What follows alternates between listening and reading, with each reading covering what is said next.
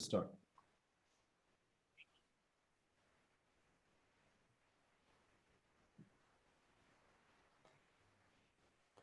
Welcome everyone to the webinar series, Battling Emerging and Re-emerging Epidemics and Mitigating Strategies. I'm Padhu Seshayar from George Mason University, and it's my pleasure to be the moderator of today's webinar session. Following two successful panels on webinars with experts in battling the COVID-19 epidemic to linking quantitative models to data, today's panel will involve understanding impacts of data-driven computing intensive modeling in connection to COVID. During these trying times of the COVID-19 outbreak, some of us from different institutions have quickly come together and adapted to deliver collaborative outcomes in the form of designing novel webinar series, special issues, and articles. This is a joint initiative from University of Wisconsin-Whitewater, Intercollegiate Biomathematics Alliance, IBA, Illinois State University, Arizona State University, and George Mason University to discuss complex mathematical modeling challenges, theoretical and practical fundamental principles, and model-based prediction issues related to understanding of transmission dynamics of the current COVID-19 pandemic. As one of the organizers, I'm delighted to be in the company of an amazing group of organizers that I have the pleasure of working with. I will let them each introduce themselves briefly. Good morning. I am O.J. Ackman. I am the director of the Center for Collaborative Studies in Mathematical Biology and Intercollegiate Biomathematics Alliance, and I am professor of mathematics at Illinois State University. Hello, this is Aditi, and I'm from University of Wisconsin-Whitewater. Hello, I'm Anuj Mumbai. I'm at Precision here as well as at Arizona State and Illinois State University, and I'm part of the committee. Greetings, everyone. Good morning, I'm Rebecca Perlin, and I'm with Arizona State University. Hi, I'm Sarah Leisman, and I'm with Illinois State University. And I'm Padhu Seshayar. I'm with George Mason University. I'm in the College of Science. I'm the Associate Dean for Academic Affairs and a Professor in Mathematical Sciences. So what's the purpose of the series, and especially today's series? Before we start, we want to actually thank you all for joining us from all across the world during these tough times, COVID-19, that has been grave and unsettling.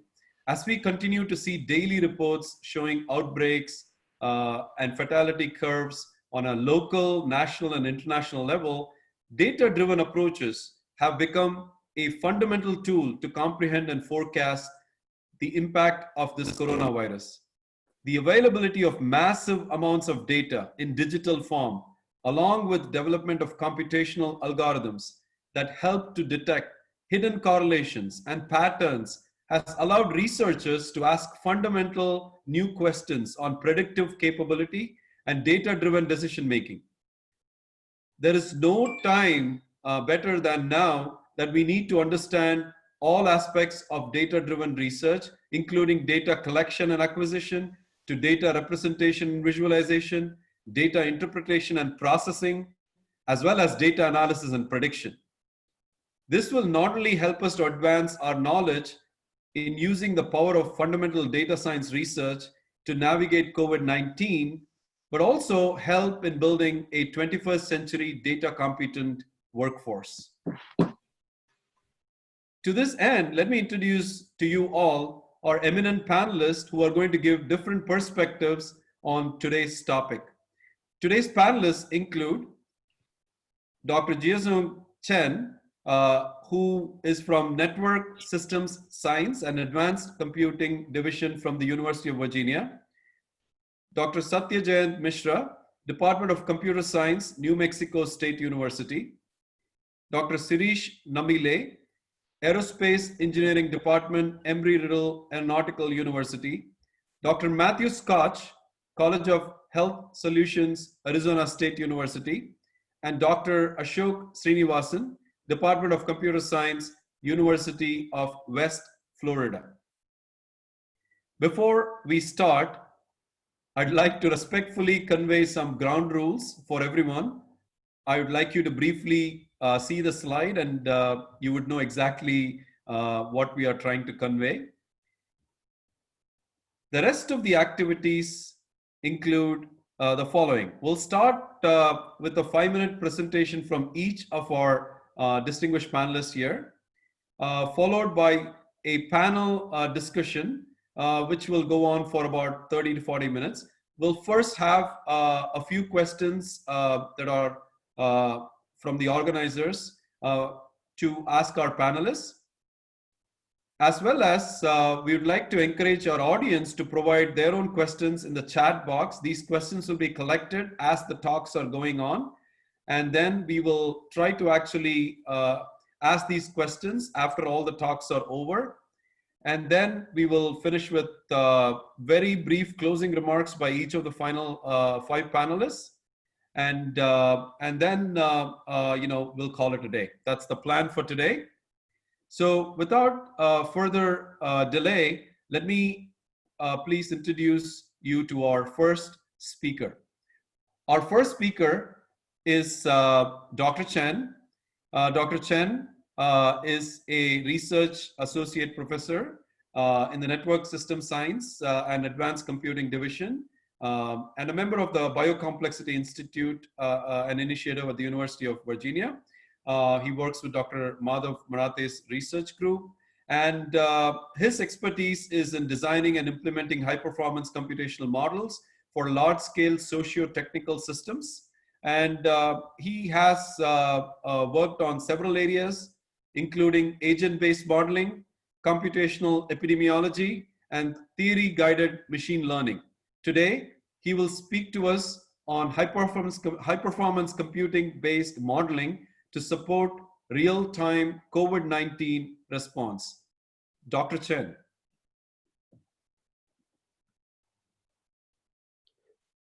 Thank you for the introduction. Can you see my slides? Yes. Yeah, okay, good. And also thank you for having me here. So I'm going to briefly describe our efforts on HPC based modeling to support real-time COVID-19 response in the last few months. So this is joint work of all the members of our team at BII UVA. And this effort is enabled by over 10 years of work on data and computational models for infectious disease epidemics. And so our work includes 3 key steps. In step 1, we build a digital twin of a city or country.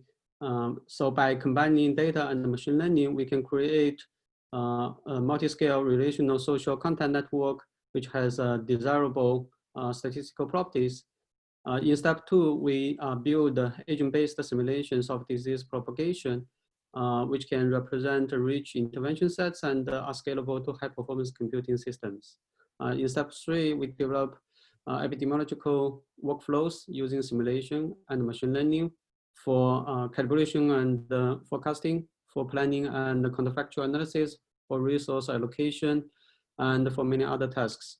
So by using multiple data sets, including census data, time use surveys, microsample data, location data, and many other data sets, we create a synthetic population by assigning demographic and socioeconomic attributes, as well as daily activities and activity locations to each of the synthetic individuals. And then we can derive a social content network by co-location and physical proximity between those individuals, which can be used for modeling and simulations. So we have created the first data-driven global synthetic population consisting of 7 billion individuals and over 28 billion interactions between them.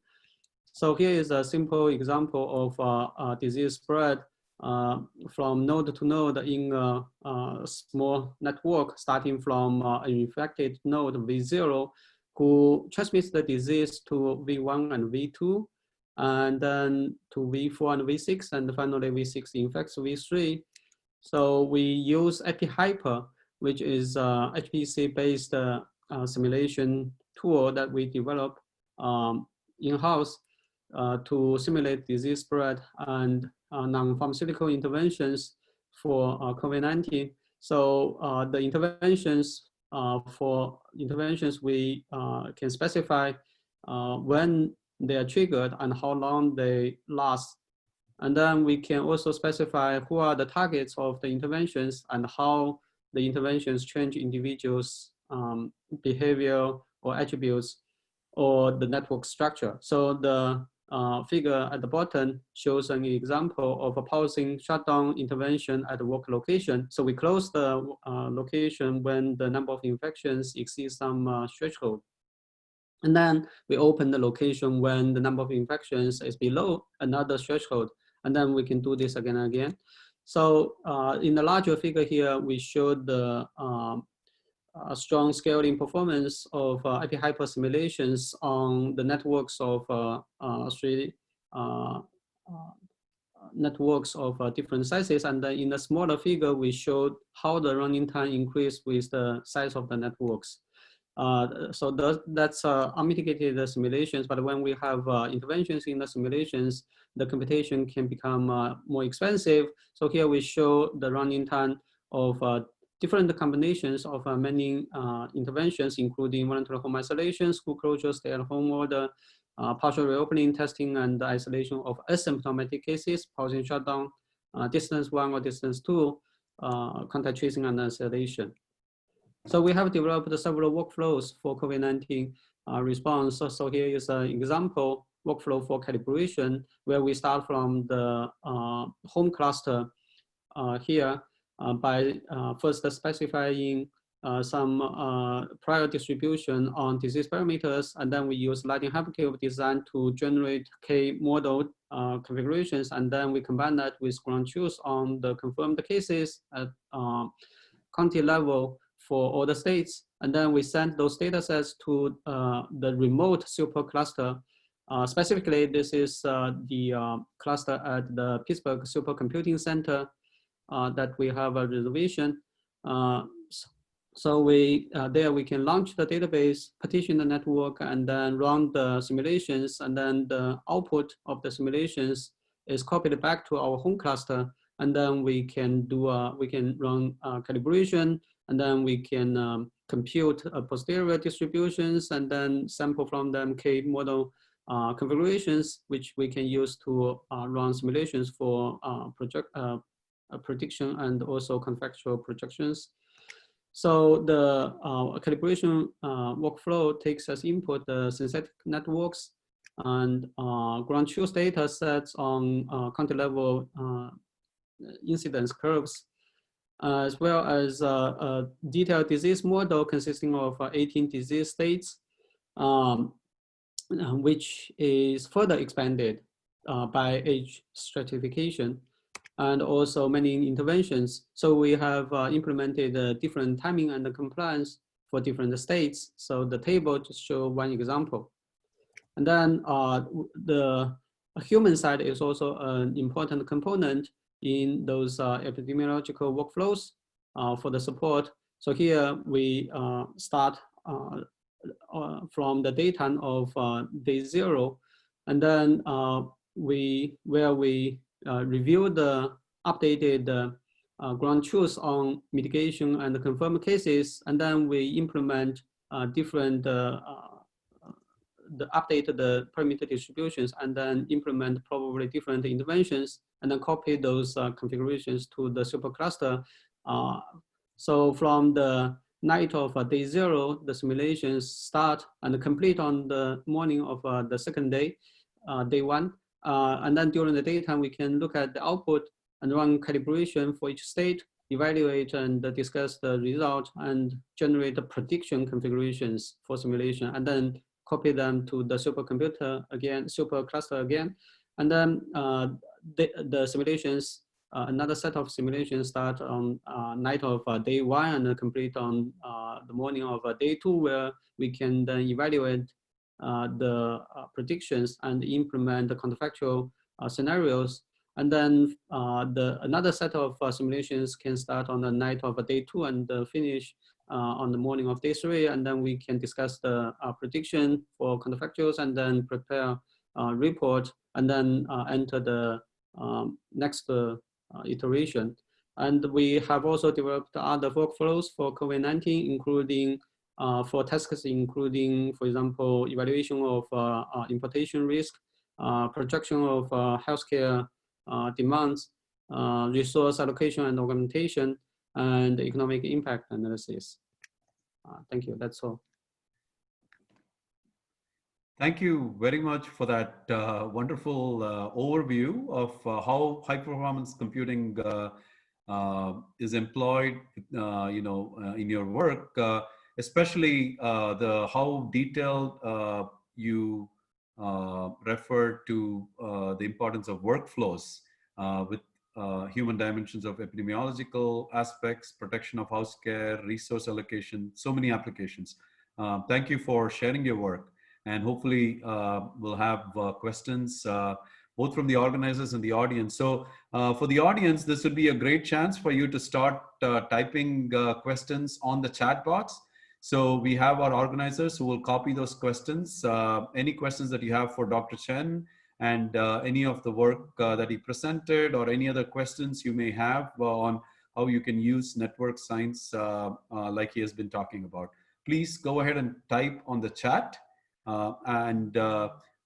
Let's go ahead and proceed to the next speaker. I'm actually going to invite, we are waiting for Dr. Misra to join. So we're going to go to the next speaker. He's there actually. He's there already? Okay, great. Dr. Misra, okay, he's there? Yes, I'm here. Can you hear me? Perfect, yes. So let me go ahead and... Unfortunately, my video is not working. I'm trying to make this work. It's okay. Would you like to go? I mean, I just want to brief, if you're ready, I can introduce you. This meeting is being recorded. Okay. So why don't I do this? Why don't we give him time to set up? Let's go to the next speaker and then we'll come back to Dr. Misra. Let's go to the next speaker. So our next speaker is Dr. Namilae. And Dr. Sirish Namilae is an associate professor from Aerospace Engineering Department, Embry-Riddle Aeronautical University. And he's an expert in a variety of areas, including modeling of particulate systems and multi-scale modeling with applications in transportation, public health, and materials science. And his research has been funded by several organizations, including NASA, Department of Transportation, and the National Science Foundation, where I actually was working as a program director overseeing the computational mathematics program. So it's very important work that he's working on. And today he will be speaking on pedestrian movement models for contact analysis in crowded locations. And once again, for the audience, as you're listening to the talk, feel free to type questions as you listen, or something that you have for Dr. Namilae. Dr. Namilae. Thank you very much, Dr. Sirish here, and thank you for inviting me for this.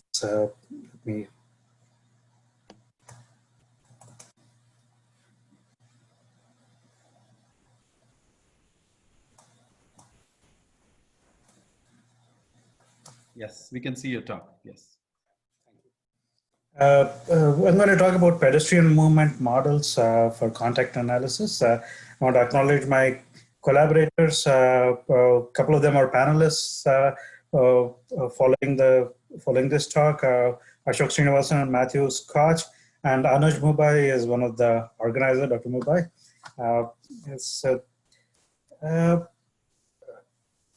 Pedestrian dynamics can provide very detailed trajectories of how people are interacting and moving. And we know from the current COVID-19 how social distancing comes into picture. So in this context, pedestrian movement can be useful in estimating how people move and provide some kind of fine-tuned policies, local scale policies. For example, what should be a layout of a queue? What should be a boarding pattern in an aircraft? It can provide those kind of details for contact analysis and infection spread.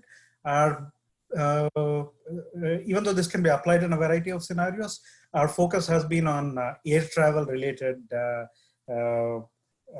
scenarios, especially boarding, security gates, and such, but it can be applied everywhere. The basic methodology is somewhat like this. We use a differential equation based a force-based calculation for pedestrian dynamics and generate trajectories in different situations.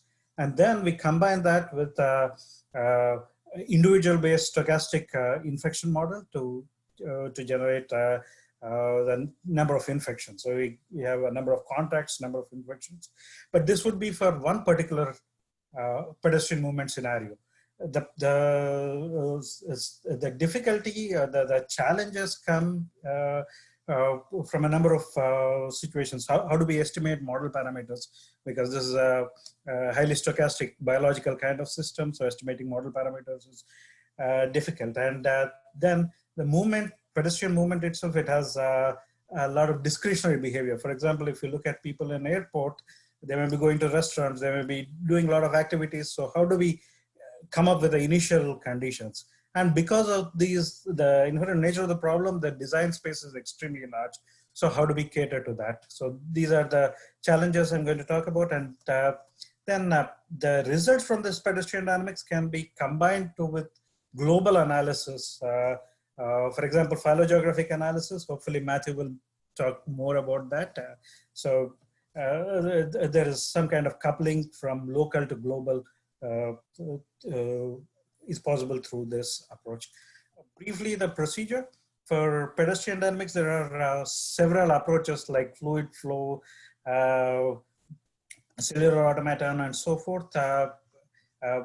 What we use is a particle dynamics based approach. It is the equations of motion are very similar to molecular dynamics, where if the forces, the interaction forces, repulsion and attraction, they are balanced to come up with the movement of particles, in this case, pedestrian particles. So we made some changes to the model procedure with respect to the desired velocities. And then we combine that with an infection model. It's a stochastic SI kind of model.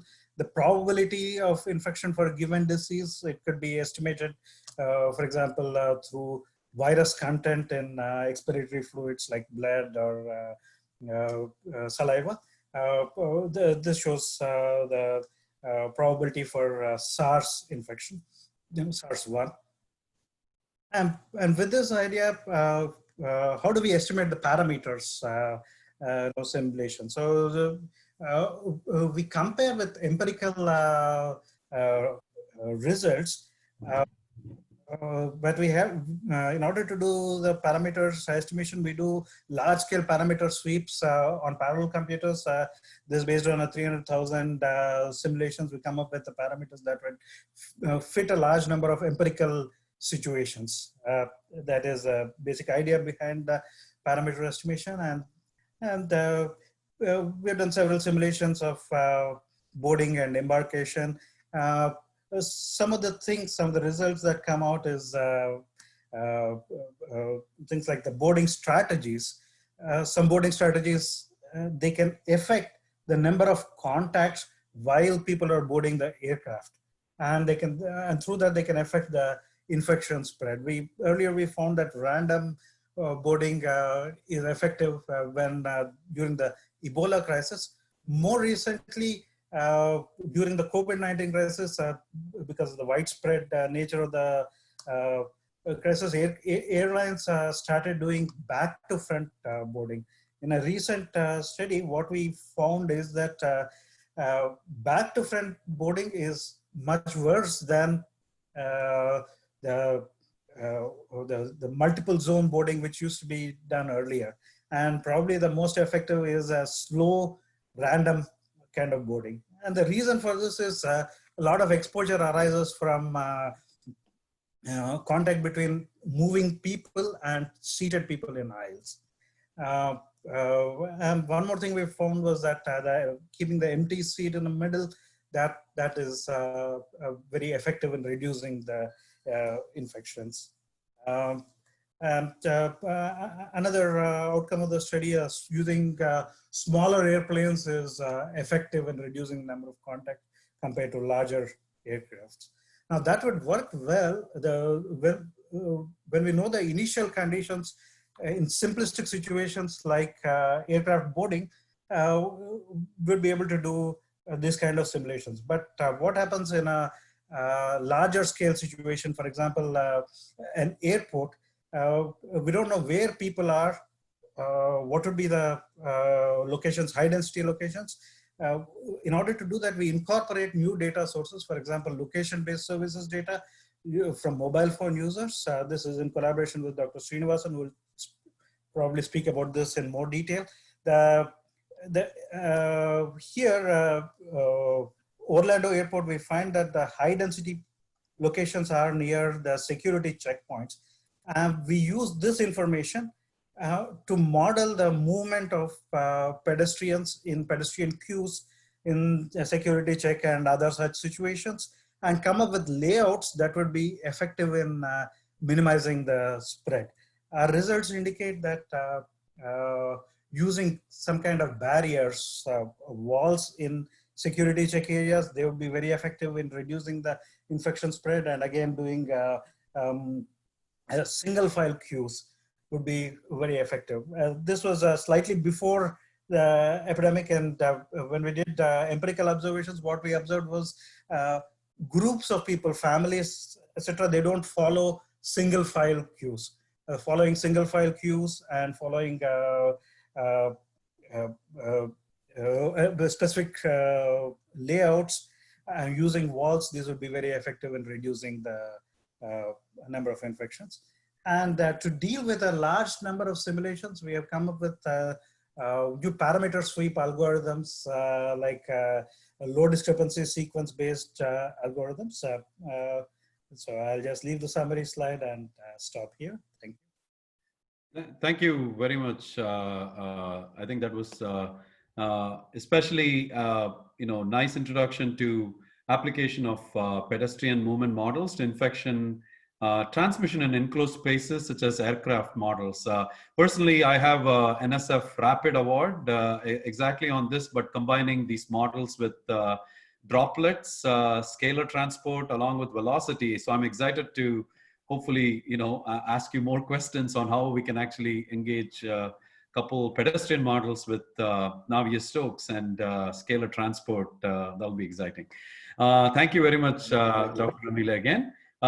Audience, please use this opportunity to ask questions to Dr. Namilae on the chat box, okay? Next, our next speaker is Dr. Satyajayant Misra. And Dr. Misra is an associate professor in the Department of Computer Science at New Mexico State University. And he's an expert, and he's going to talk about a completely different aspects, but involving security, privacy, and resilience. These are some of the areas that his expertise lies in, especially resilience in wireless networks, internet, smart grid, social networks, and his research is also funded by the NSF, Department of Energy, DoD, Intel, and so I'm excited to hear him speak on social behavior modeling during the pandemic to study the impact of disinformation. And there's a lot of it right now during COVID. So we are looking forward to hearing from you, Dr. Misra. Can you hear me? Yes. Perfect. Let me share my screen real quick. Sorry again for the confusion initially. Hi, everyone. I'm Jay Misra. I'm a professor in computer science here at New Mexico State University. I predominantly work on resilient network design as well as in cybersecurity in a broad sense of term.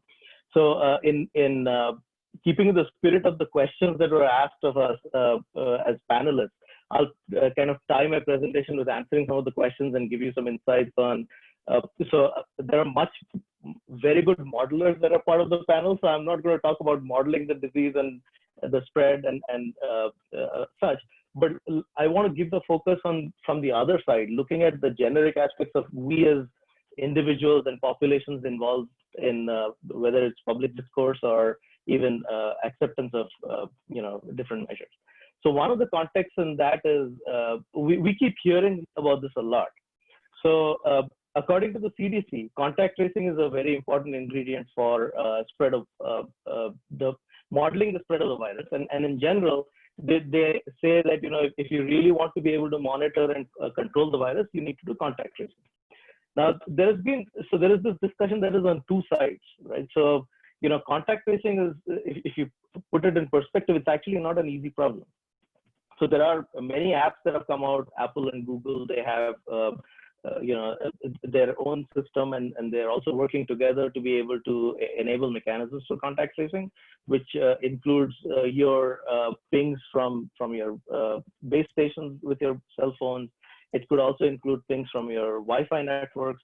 But what we are seeing, and in our university, we are actually designing one such application to be able to monitor, the students and faculty in different areas of the university and identify potential hotspots. First of all, the engineering challenges are still to be addressed. There are many aspects of it that haven't been addressed yet, as to what kind of communication networks will work, what kind of identification of closeness is needed, and if somebody has been at a particular location for some time and then leaves, how long before, if there is another person that comes in, how long before that location is safe. It depends on many factors which are extraneous to the tracing app itself. But on the other side, we are having a discussion on the privacy of the individual. So ACLU recently came up with an article, I don't have the link to it, where they were talking about, contact tracing is great, but we have to realize the ramifications of us doing contact tracing. So, companies already know a lot about us and what we do and where we go. With contact tracing, that information is going to be much more fine-grained.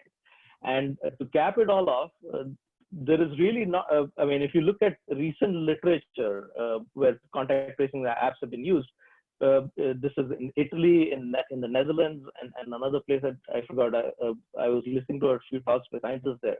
Contact tracing apps success is pretty low too. So that's what we are grappling with right now. So you might end up having to look at this from a conflict of utility and privacy. Now, there are some questions that we were asked during as a panel. So one of them was, does the use of modeling affect this thing keeps coming up from underneath. So does the use of modeling affect your, the public opinion and the biases of the COVID-19 models, and how can we remove and disconnect the bias between the public opinion and modeling in terms of prediction? So modeling of COVID-19, I was listening to an interesting book yesterday, and they were talking about different kind of chaotic systems. So modeling of COVID-19 and the use of it in the real world essentially defines an epidemic system as a type 2 chaotic system, which means if I model the system and I do a good job at it and enable prevention mechanisms or control mechanisms, that would reduce the impact of the virus. And as a result, it could also change public opinion to say, oh, you know what, the virus is not a big deal.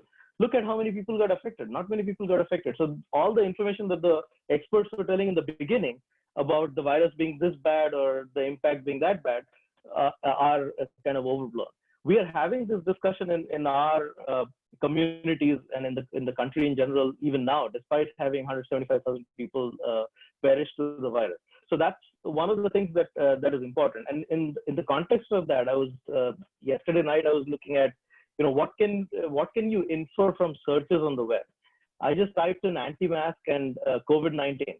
I got 615 million results from Google in 0.59 seconds.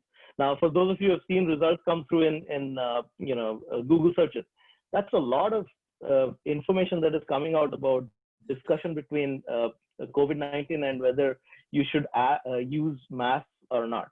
So really what needs to be done here is to be able to understand group behavior in a much better sense, so we can actually identify what is the reason for people not agreeing with recommendations like wear masks or isolate yourself and stuff like that. And how is this the group responding to different disinformation, and how do you prevent this disinformation from spreading? So that is actually, in general, it's a major challenge. We've heard about anti-vaccine campaigns, which have been there for the last 25 years. We are going to start seeing that. We are already seeing that with the Pew Research Center's recent survey, where close to 37% of the respondents said that they're not going to use the vaccine when it comes through. So you're going to actually see more of it when the vaccine probably sputters into existence, and obviously it doesn't work as well because science takes time to take root, and people's opinions are going to change towards the negative. So how do you handle that thing from the beginning?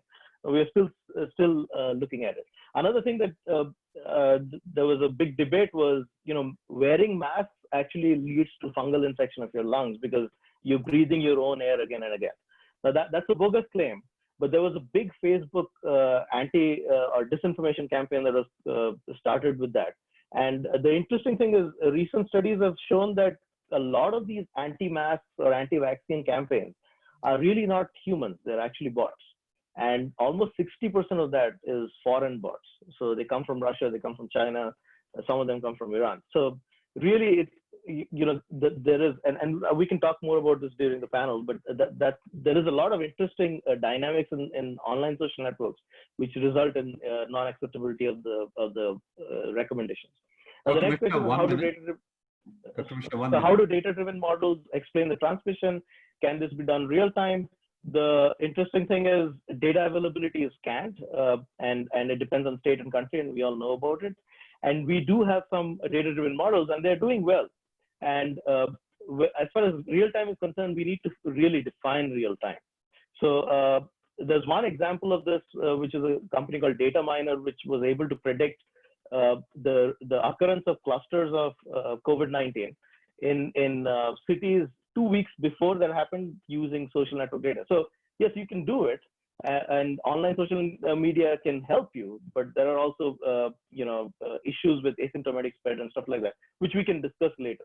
And I don't see it as an ethical consideration, but there are already results which are showing that you can use online social network to do prediction of spread. Now, identification of clusters specifically is a hard problem, but maybe you can. Let me stop there.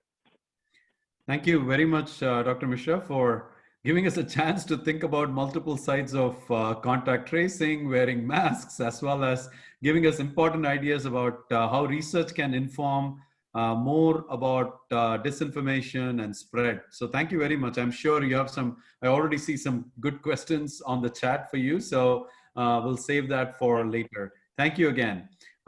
So we move on to our next speaker, Dr. Matthew Scotch, who's the Assistant Director of the Biodesign Center for Environmental Health Engineering and a faculty member in the College of Health Solutions at Arizona State University. And he's an expert in a lot of areas, including geospatial metadata and virus sequence databases, to include observation error for virus phylogeography. He's well known for this phylogeography, and hopefully I'm looking forward to learning more about it. And he has applied it to several areas, including studying how zoonotic RNA viruses migrate. And interestingly, he has used these ideas to connect it to infectious diseases and many other research problems. And his work is also funded by the NIH, NLM, and NIAID. Dr. Scotch. Yes, thank you for that. All right, how are you looking? Good? Good. All right. So yeah, my talk's a little bit different, but hopefully I'll be able to explain why it all fits in, and of course acknowledge my colleagues Anuj, Sirish, and Ashok, who I've been working with for several years now. So my background is in public health and bioinformatics. So I like to leverage data that's been generated through sequencing of viruses, mostly RNA viruses. So SARS would fall under that category. Flu, I have a big interest in. And then taking those sequences and then metadata such as sampling location. So where was the host located that had the infection? That could be human host or animal host or found in water. And then also a timestamp. So you need heterochronous sampling so that you can estimate then the evolution of a pathogen over time. And in phylogeography, what we do is use that location data to estimate along that known phylogeny what the migration path of the virus was. So we've done some work with studying at the early stages of SARS CoV-2 in March and February. We are funded by the NIH to do a flu study on campus. So we collect daily flu swabs from the ASU Health Clinic. And we, like many researchers these days, we quickly had to transition to SARS. But we had the flu samples and they're tested the same, the nasopharyngeal swab. So we said, why don't we do some of these, see if we can find any SARS in there.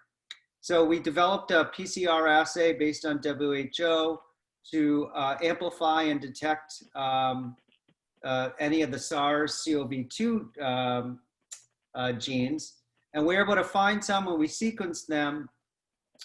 And the stars here show the ASU sequences. The rest are pulled from public database.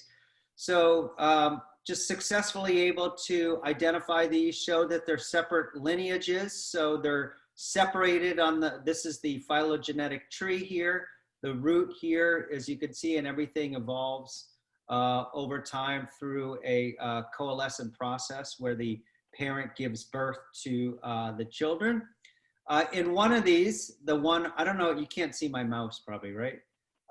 So the second star on the left, it's like a Peter Pan intro, is the one that says 2923. We found a large deletion here towards the 3' end of one of its reading frames, showing that SARS-CoV-2 virus could be transmitted even when it's missing a large portion of its genome, especially in one of the reading frames. So that was kind of exciting. And sorry, my dog picked an awful time to start barking. That was exciting and really shows the power of looking under the hood and looking at the genetic sequences of a virus and not just getting case, the case data is important, who's sick and what are their symptoms, but looking at the pathogen itself and its genome to look at how it's evolving over time and what that means for severity of clinical cases.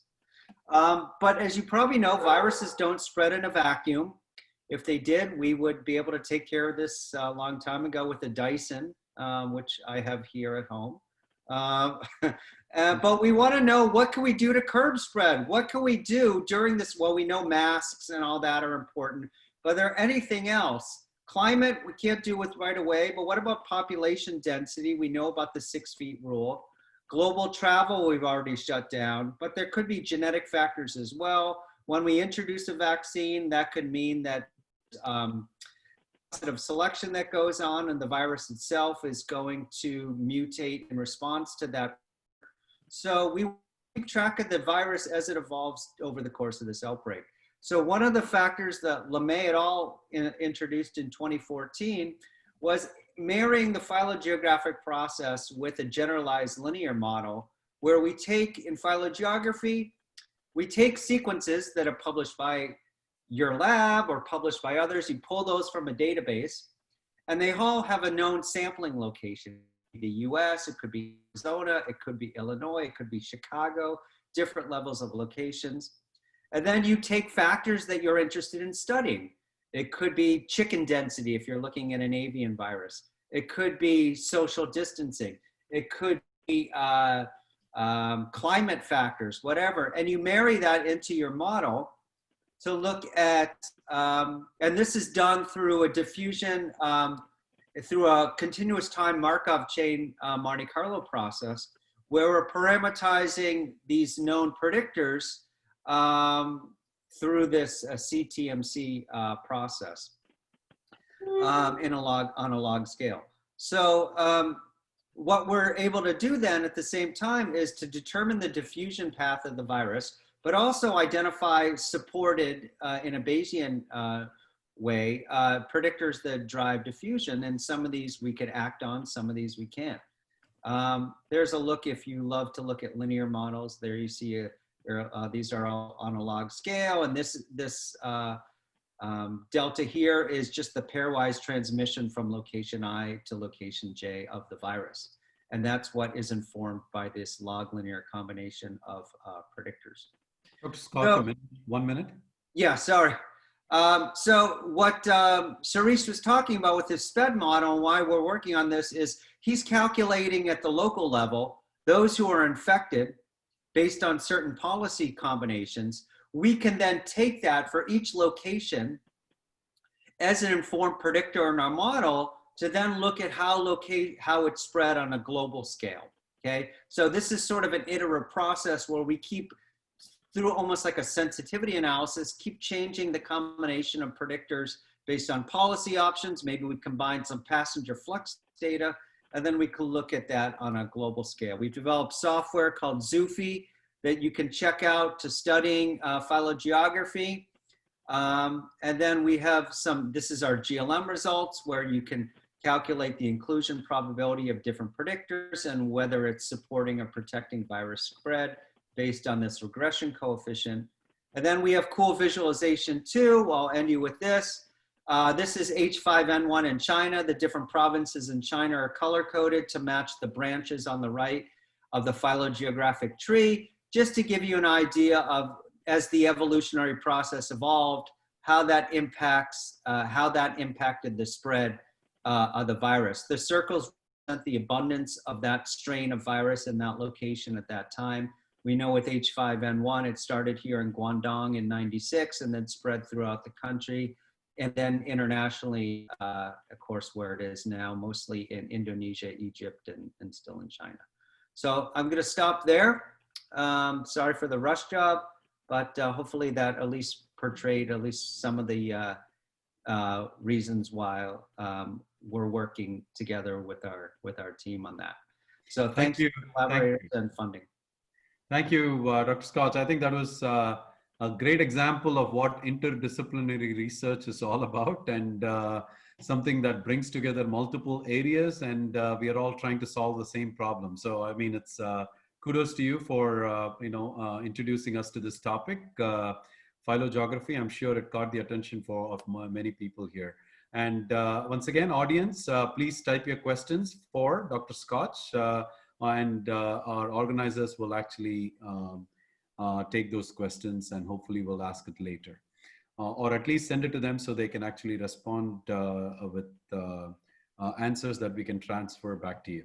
Okay, so our next speaker, our final speaker, is Dr. Ashok Srinivasan from the Department of Computer Science, University of West Florida. And he's the William Nistel Eminent Scholar Chair and Professor at the university, and also a Fulbright Fellow.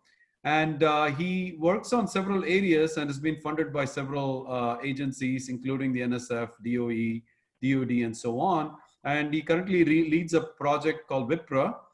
It's a multi-university interdisciplinary project on spread of infections through air travel, and another interesting area that I'm very interested in. And he also works on several aspects of high performance computing as well. So today he'll be talking to us about using location-based services data to analyze fine-scale social contacts. Dr. Srinivasan. Thanks for the introduction, Dr. Sheshayya. This is joint work with the WIPRA group, including some of the people that Dr. Namilae and Dr. Matthew mentioned. In addition, I have for this specific work, I have a few collaborators from a few other universities. I'll briefly talk about what our data is like, talk a little bit about the scientific insights that we got on social distancing, and I'll focus a little bit on the opportunities and challenges that arise from using this type of data source. Dr. Srinivasan, are you sharing your screen? Please share. Yeah. You aren't able to see my screen? No. Could you please share? Yes. Okay. Can you see the screen? See yes. Good. Okay. Great. Yeah. Thank you. Okay.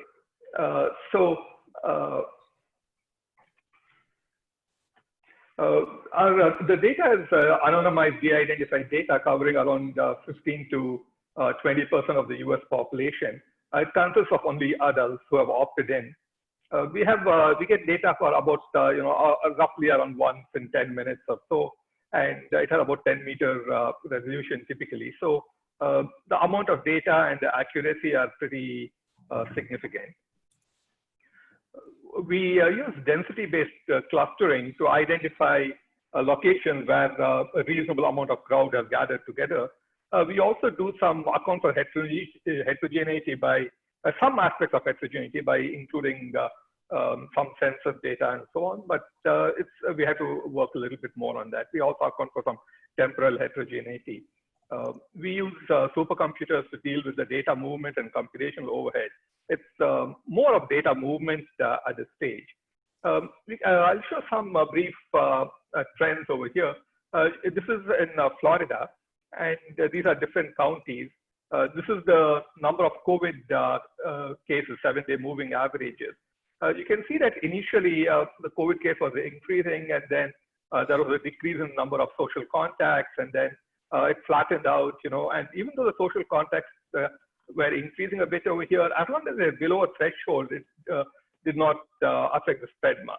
But then the contacts started going back to around 80% of the normal, and about a couple of weeks later, you started seeing a major increase. So even though this point does not look very large compared to this, it was at that time a record. It has crossed the previous peak and started going up, and then slowly number of contacts started decreasing a little bit.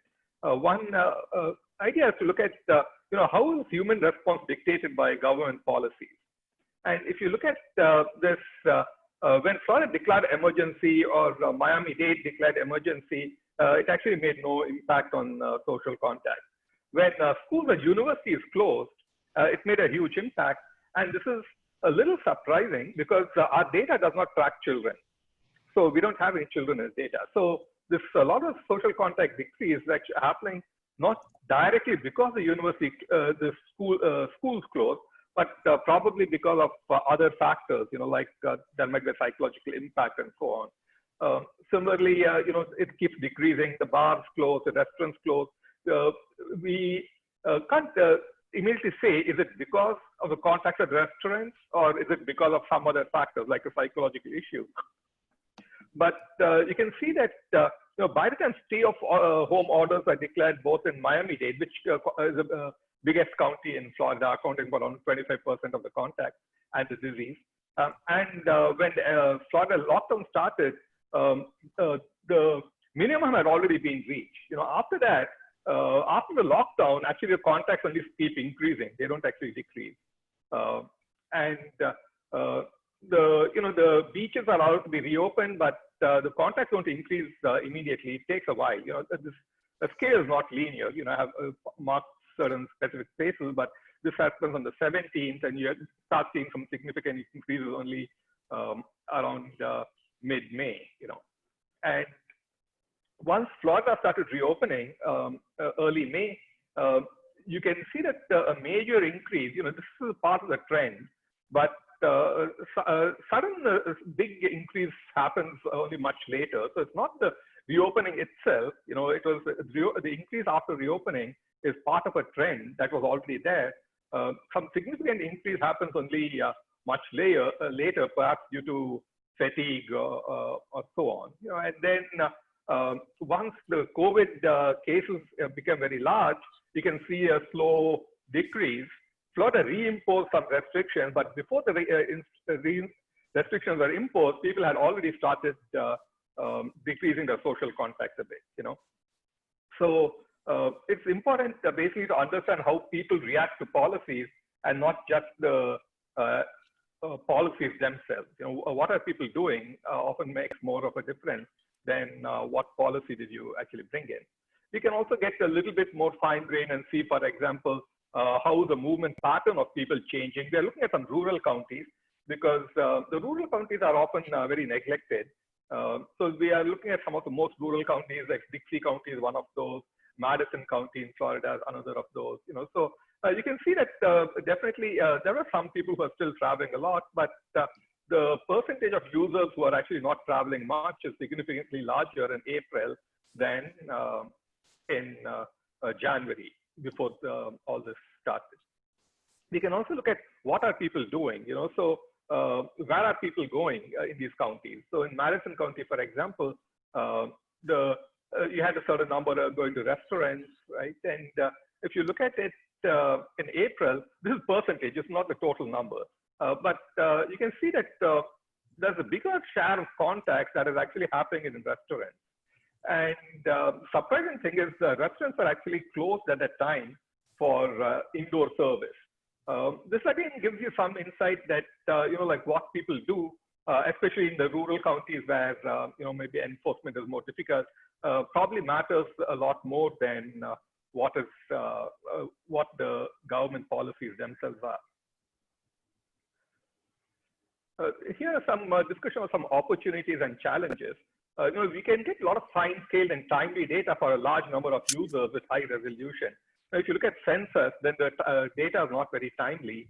And if you look at surveys and all that, you can't get that many users. So there's a lot of potential for these new type of data sources. And even if you don't directly use that, you can use them as parameters for conventional models. For example, even though I showed you a little bit of aggregate results, what we are actually more interested in looking at what happens in events, like what is happening in an airport, what is happening when people are boarding a plane and so on. So the LBS data can actually provide parameters for the conventional models like a pedestrian dynamic model that Sirish Namilae talked about. Okay. There are some challenges. Okay, one is the data. More. Dr. Srinivasan, 1 minute more. Sure. The data is noisy and biased. So one option is to reweight conventional data to remove bias. You can use census data, for example. But it does not deal with the problem that we actually have, don't even have data on some people. Like the children never even got a chance to be included, right? So you can link with other data sources. For example, Dr. Chen talked about his work, right? And they are using multiple data sources to create a synthetic population, right? So you can do things like that to deal with the lack of data and perhaps even to reduce noise in the data. The other is the data actually has a lot of incorrect information. So it is very important to cleanse the data to remove erroneous data. So you can get more details on our work at our project website. So with that, I will let the Professor Satyajayant continue the discussion. Thank you, Dr. Srinivasan, for your work as and helping us understand applications of density-based clustering, and especially I know very well how hard it is to incorporate temporal heterogeneity to these complex models, and also for giving us insights on how governmental policies can impact human response as well as social distancing insight into from mobility. So these are very interesting aspects that you have covered. So thank you very much again, and thank you to you, and thank you to all the 5 panelists today. Once again, audience, if you have questions specifically for Dr. Srinivasan, please write it down also. So the next part of the program is to actually go through a panel discussion where we'll start off with some questions from the organizers. And then, because we have a whole lot of questions from the audience, that clearly tells me that the topic is very interesting to many people, as well as they enjoyed listening to you all. So let me start off with the first question. And if each of you can take about a minute or maximum 2 so that we can have more questions accommodated, that will be fantastic. So this question is very generic, and it's to all 5 panelists. and you can go in any order. Maybe we can go in the same order of the speakers. And each of you have talked about a variety of data-driven methods that you use in your research work, including agent-based models, to evolutionary computing algorithms, machine learning, microsimulation, pedestrian dynamics, phylogeography, and then applying sensitivity analysis and parameter estimation and more.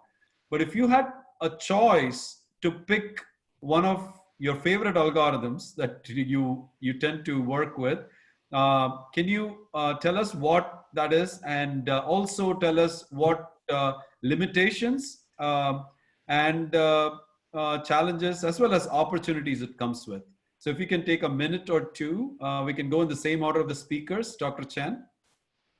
Yes, I want to share some comments on the models and the methods that I'm relatively familiar with. So each of those techniques can be very useful, but also have some limitations. So, so first of all, the agent-based model, it's a challenge to do verification and validation for those models, and also to handle the missing data case, because the models tend to model much detail.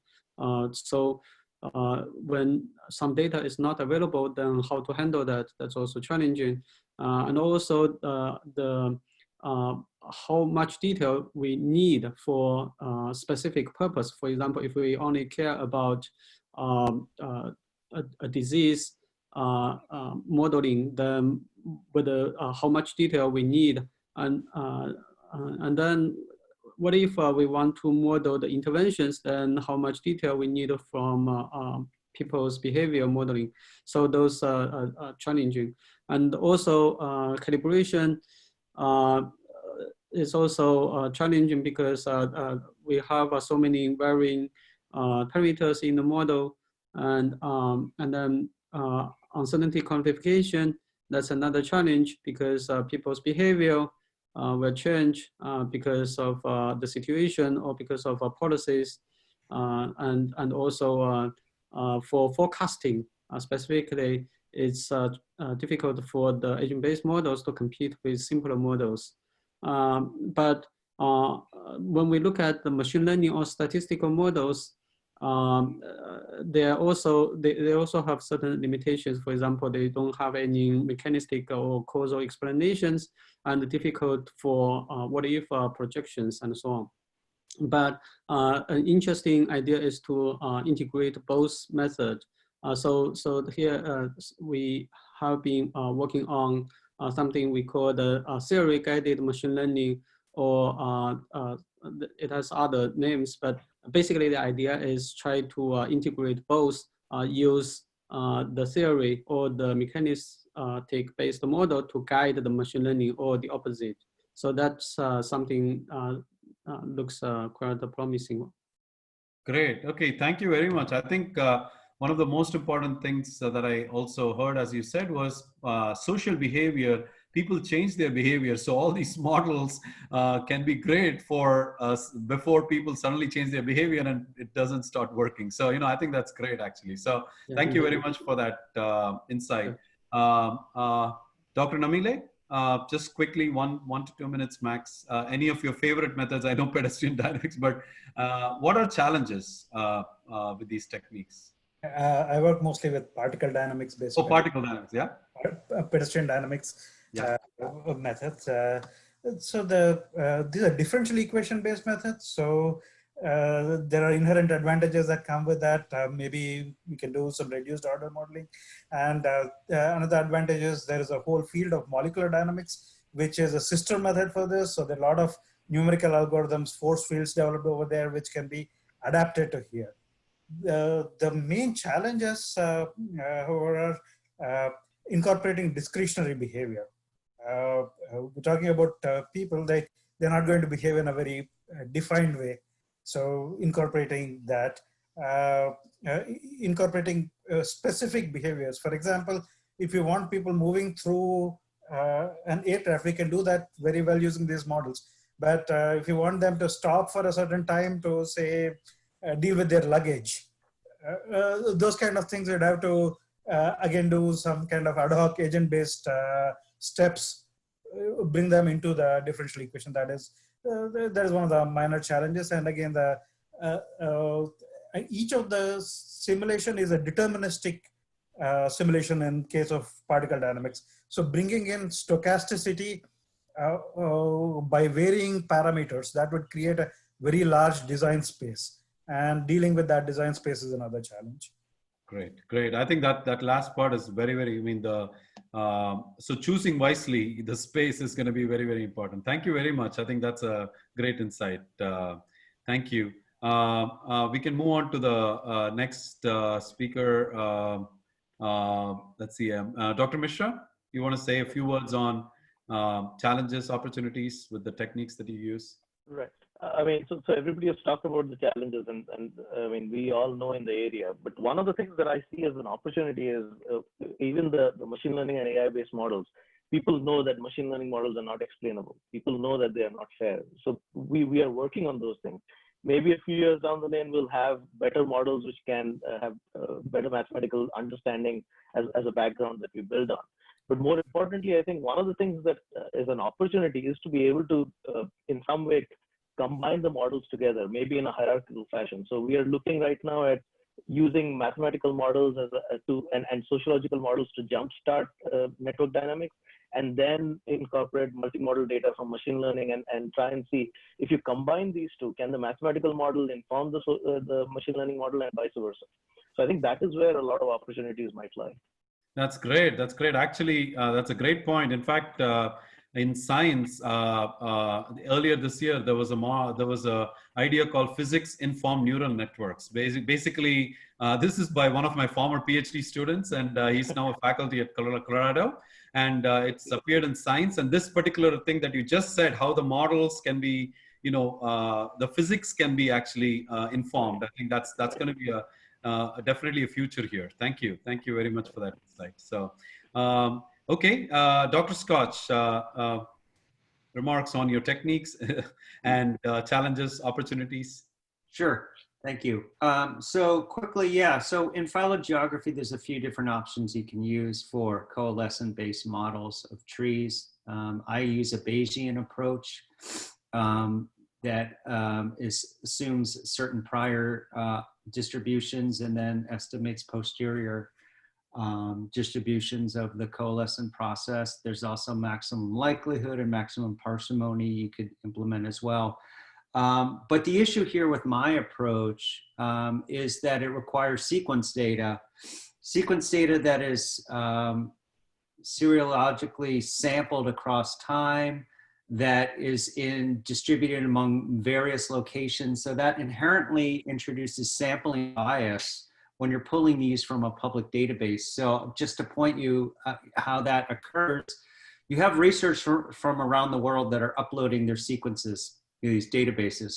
You might have heard of GISAID, GISAID, which is used a lot for SARS. There's also GenBank as well, NCBI's, NIH's database. But right now, at least the last time I checked, 45% of the sequences in GISAID were from the United Kingdom. And this is because of a large UK genomics consortium that's gone on. They've done an amazing job.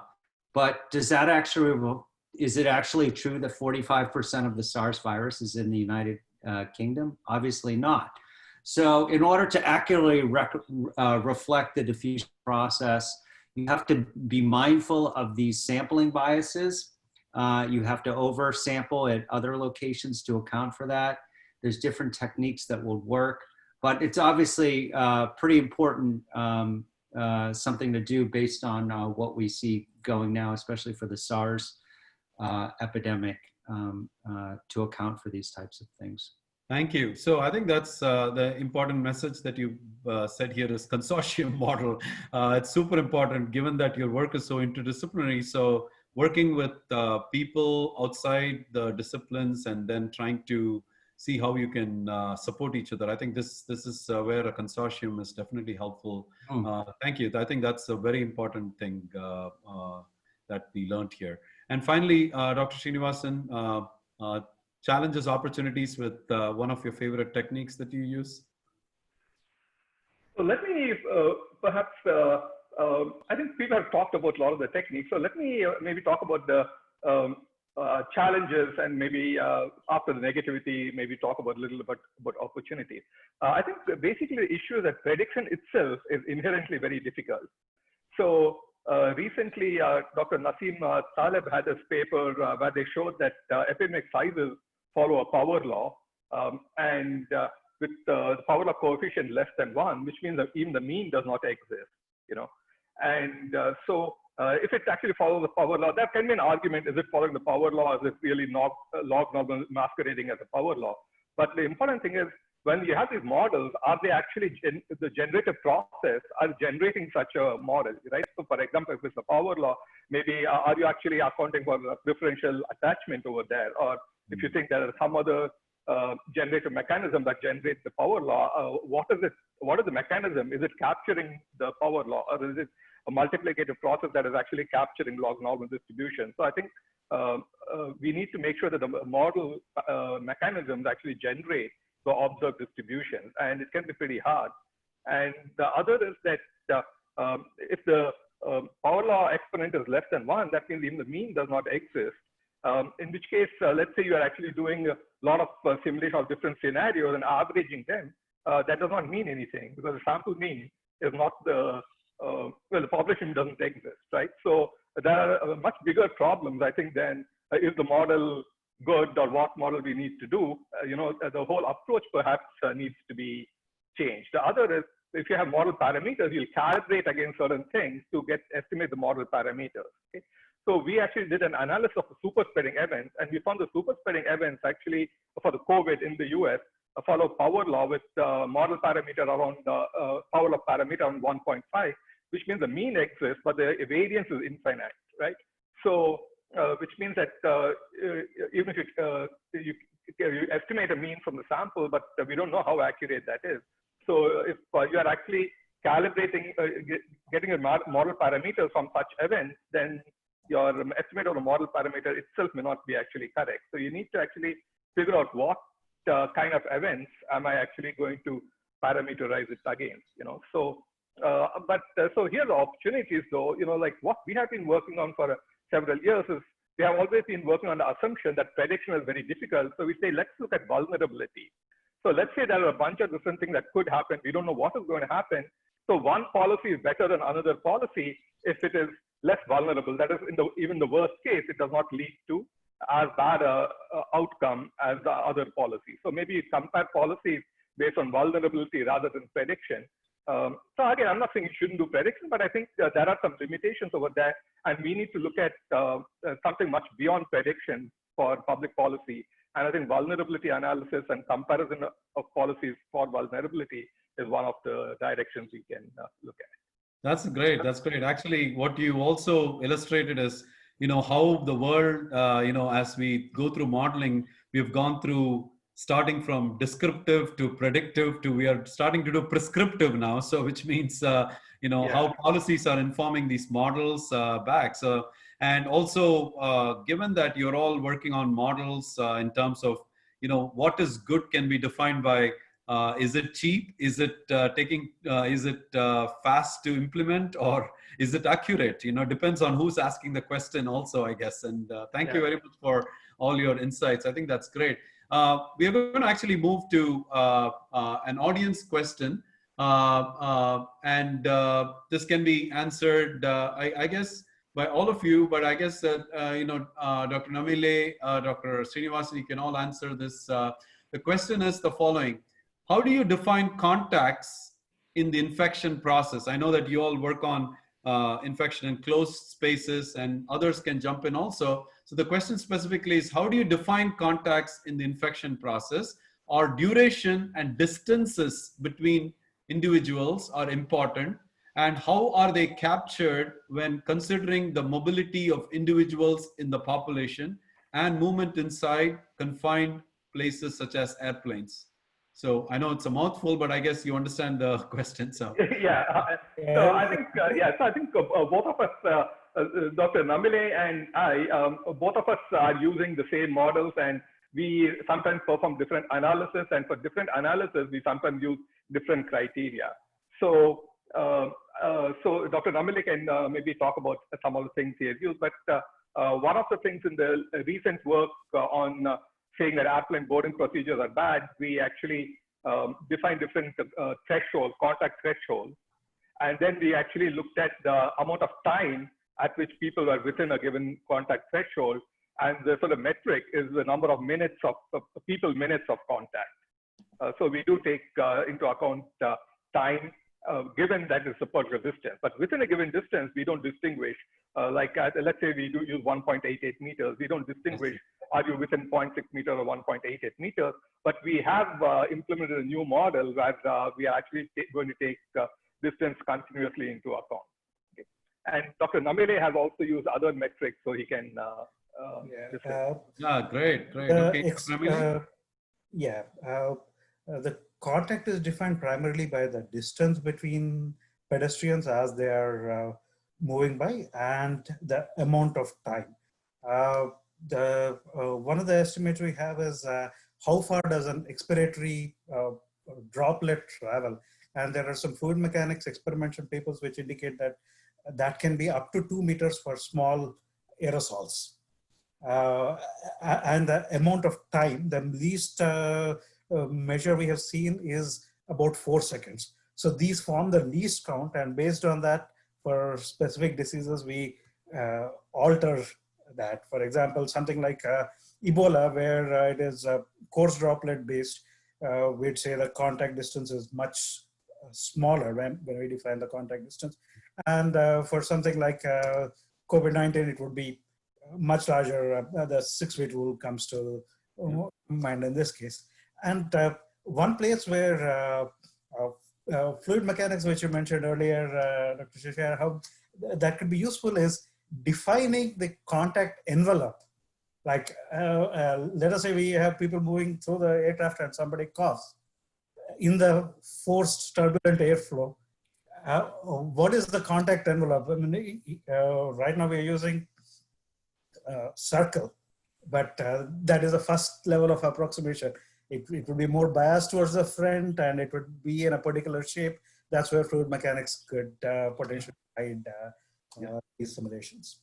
Yeah, this is one addendum to what Dr. Namilae was saying. So there's a recent work by Dr. Reinald Lohner at your university with me as an insignificant co-author, where he actually takes both the movement and the envelope due to airflow into account. It's under review, but it's not out yet. Yeah, Reinald is a good colleague of mine. So that's great, actually. And Dr.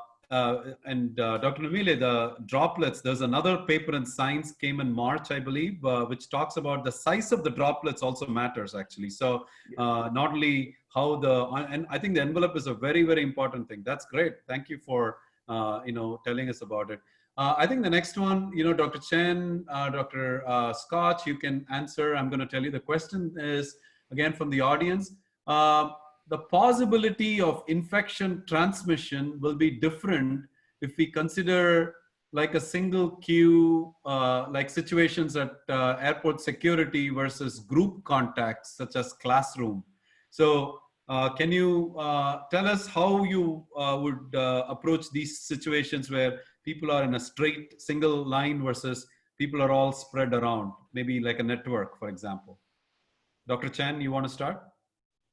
Yeah, so excellent question on that. And indeed, the force of infection would be different in different settings, like the direction of people, for example, sitting in a room, whether they are facing to the same direction or whether they are facing each other, and so on. And also the many other details that will matter, like whether people, they have, they cover their mouths when they cough and other things. So all those will be crucial in this situation. So in our current models, we indeed have a different sublocation. We call that sublocation. So sublocation models for example, classrooms, or for a work location, and for places where we have shopping behavior activities or some other activities. So and also recently we have been working on like a work like an office building complex where we try to do different modeling for places like a cafeteria or gym or conference room in different manners. So that's how we handle things, but the details can grow quickly, and then whether it matters or not and how much that matters, that's an important question, actually an open question still to address. It's not, it's challenging and not easy to handle that. Yeah, that's great. That's great. Dr. Scotch? Yeah, it's certainly not easy. And, you know, Ashok could even comment on this. So we're have some students now looking through the news reports and literature to try to identify sort of some real actual cases that have occurred in different settings and learning about how long they were in contact with each other, how many people were there, what were the conditions, trying to use as much data that's available that we know about from this outbreak so that we can, as close as possible to reality, inform these different situations. You know, obviously different settings require different assumptions about potential spread, and to try to use sort of a grounded approach to look at news reports and literature to try to parameterize these situations. Okay, that's great. So I think that's, yeah, I think it is a challenging problem, but that's great that you both shared some ideas. We'll ask one last audience question and then we'll move on to final remarks from each of you, just a quick 30-second final remark, and then we'll close. The final question is interesting, which says, when vaccine for COVID-19 comes around December, somebody is asking this question as if it's going to come around December.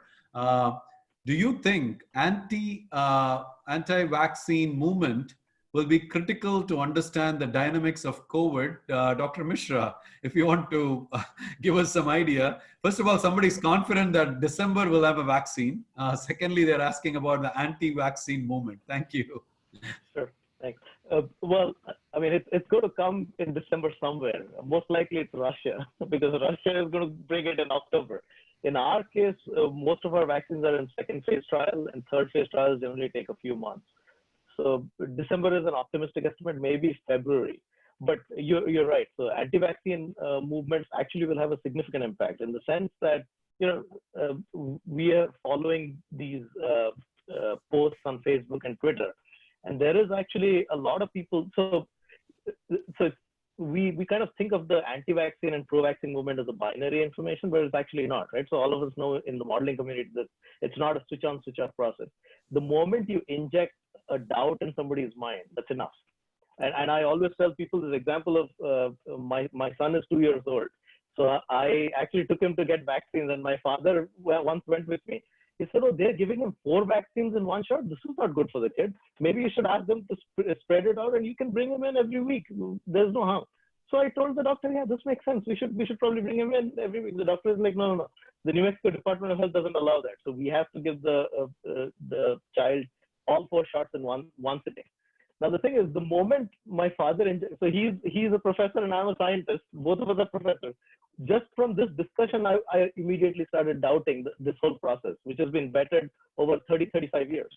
Now think about a vaccine that comes out of the blue, and everybody's talking about, oh, you know, there is all these things that can happen with the vaccine. They haven't even tested. You need more temporal data, etc. The likelihood of acceptance is going to be low.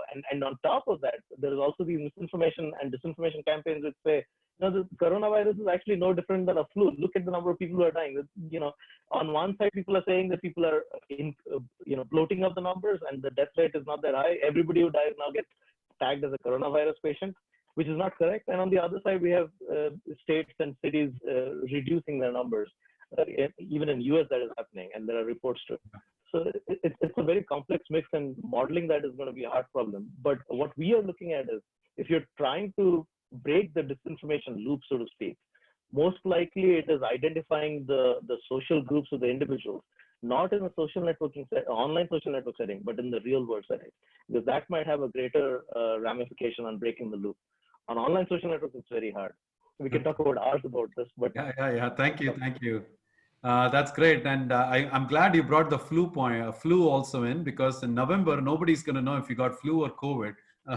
So that's going to be a bigger problem, I think, and especially in states where you can't test it immediately. You can't test it. That's going to be even bigger challenge, actually. So, okay. So thank you very much for all those audience questions. There's more questions. What we'll do is collect those questions and probably send it to each of you. If you can be kind enough to respond, we can probably translate it back to the these people. People that are asking these questions from all over the world. I see people from South America, India. I mean, this is great. I think it's fantastic that we have participation from all across the world. So we have only about 3 minutes left. So if each of you can take less than 30 seconds and just give us one parting message, that'll be great, actually. So we can go in reverse order, maybe. So Dr. Srinivasan. Well, I think the scientists will be a little bit more careful about giving prescriptions, because I think right now our scientific knowledge is not at a stage where we can actually give prescriptions. And besides, a lot of what happens depends on how humans accept it, because we live in a democracy, whether you like it or not. And so we can't, offend too many people too much of the time. So I think scientists should focus more on giving maybe perhaps predictions and some description of reality, and let the politicians get more involved in how do you get buy-in of the people. Without getting buy-in of the people, you can't actually impose any policy. It's a little tricky with elections coming, but that's good. Dr. Scotch. Yeah, just to say that, the sort of a silver lining in this whole thing is that you see teams working together, dedicated to the problem of trying to help. Using science and form-based decision-making is obviously important. Ashok, Sirish, Anuj, and Rob and I have been working on different things for a while, but we all sort of were dedicated to focusing on this thing when it came out, like a lot of other labs are. And, if there's sort of a silver lining from all this, is that science is showing a lot through this problem in all different forms, informing things. And at the end, as Ashok said, it's sort of out of our hands, but it's almost not, because, we're making a lot of noise. We're explaining how our results and, why they're important. And, to continue to do that is part of what our mission is. And in the end, it's not just about the models that you're developing and getting into a paper. It's sort of trying to show people the importance of the findings and how that is important for public health during this. So thank you. That's a great message. My colleagues and fellow speakers to continue the good fight. Great. That's the only way we're going to solve this. So thank you. Let's say Dr. Namilae, quickly, 30-second pitch. On an optimistic note, what models in these studies kind of indicate is life need not come to a standstill. We can follow safe social distancing, come up with approaches which would reduce infection spread, if not completely stop it. While continuing our daily activities, that's where modeling could play the most important role. Great. Thank you. Dr. Misra? Okay, so I kind of second Dr. Namilae's optimistic note. So there are many things that we can do, and we are learning more and more about how we can preserve human life in the process. One thing is that this actually calls to action the importance of interdisciplinary research in a very big way, because no single discipline can solve this problem. So it will require mathematical modelers all the way to engineers, and even the human, the pedestrian, as you guys put it, the population in the loop for us to work. This is a very interesting problem. But one comment that I wanted to make, in the wireless communication literature, people look at a lot in modeling antennas as directional antennas. So humans are technically directional antennas when we open our mouth. So I'm curious whether mathematical modelers should consider that, because there's a very big and healthy literature in that area. Yeah, they're very interesting. And you add reinforcement learning to it, then people go for incentives and turn their direction that way. So thank you. So Dr. Chen. Okay, so I'll be brief. So from this pandemic, we have a lot of research, and our capabilities, current capabilities built upon many years of existing work and many literatures. But it seems that there's still a lot of things that are not unknown to us, and we still need to work really hard on this and keep working. Thanks. Thank you very much, everyone, for this wonderful panel. Sarah, if you can bring up the last slide, and then we can close. Thank you very much for all the panelists. Thank you very much for all the people from all across the world for joining us. So with this and all the great questions that you actually posed, all the complex questions and predictions associated with linking models to data in an era that, of the ongoing COVID-19 pandemic, which is making its presence felt in the entire world in a way that has changed our normal life now and will continue to affect in the future. So I hope this session gave you all enough insight in comprehending some of the scope of mathematical models, data, and prediction in pursuit of providing answers for some challenging questions that we are all chasing wildly. So this brings end to the session, and we look forward to having you in the next webinar, which is scheduled for September 19th. We've talked about research a lot. We have talked about policy a lot. One thing that COVID has impacted a lot is education. So the next one will focus on COVID-19's impact on education and pedagogical practices. Most of the semesters are starting next week and this week, and the faculty are going over and beyond. Teachers are going over and beyond. So we're going to be talking about focusing on education and pedagogical practices. This will be September 19th. Stay tuned for it. And also, please continue to come to our website. As well as you all know, IBA is a premier organization that hosts the beer conference. And so the 2020 beer conference will be coming up.